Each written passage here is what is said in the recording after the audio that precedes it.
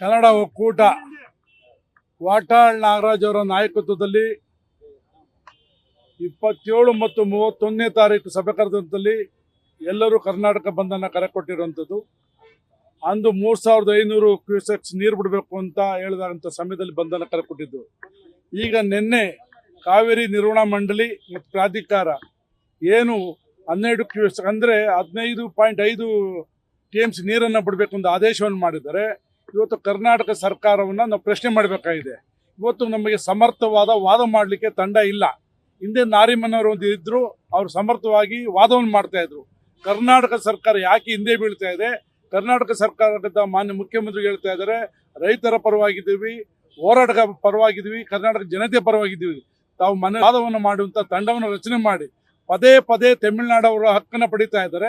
ಆದರೆ ಕರ್ನಾಟಕದ ನಮ್ಮ ಹಕ್ಕನ್ನು ನಾವು ಪಡಲಿಕ್ಕೆ ಯಾಕೆ ನಾವು ಹಿಂದೇಟ್ ಆಗ್ತಾ ಇದ್ದೀವಿ ಅಂತ ಪ್ರಶ್ನೆ ಮಾಡಬೇಕಾಗಿದೆ. ಈಗ ಮಾನ್ಯ ಚಲುವರಾಯಸ್ವಾಮಿ ಅವರು ಮಂಡ್ಯ ಜಿಲ್ಲೆಯಲ್ಲಿ ಹಲವಾರು ರೈತರು ಆತ್ಮಹತ್ಯೆಯನ್ನು ಮಾಡ್ಕೊಂಡಿದ್ದಾರೆ. ಬರ ಪರಿಸ್ಥಿತಿ ಇದೆ. ಆದರೆ ಮಂಡ್ಯ ಜಿಲ್ಲೆಯ ಜನತೆ ನೀರನ್ನು ಕೊಟ್ಟಿದ್ದಾರೆ ಅಂತ ಪ್ರಶ್ನೆ ಮಾಡಬೇಕು. ಮುಂದಿನ ಬೆಳೆಗೆ ಏನು ಅವಕಾಶವನ್ನು ಕೊಟ್ಟಿದ್ದಾರೆ?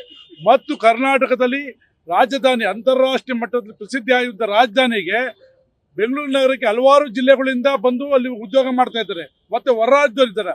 ಆದರೆ ಕಾವೇರಿ ನೀರು ಕುಡಿಲಿಕ್ಕೆ ಕೊಡ್ತಾ ಇದ್ದಾರೆ. ಮುಂದೆ ಯಾವ ರೀತಿ ಕೊಡ್ತಾರೆ ಅಂತ ಪ್ರಶ್ನೆ ಆಗಿದೆ.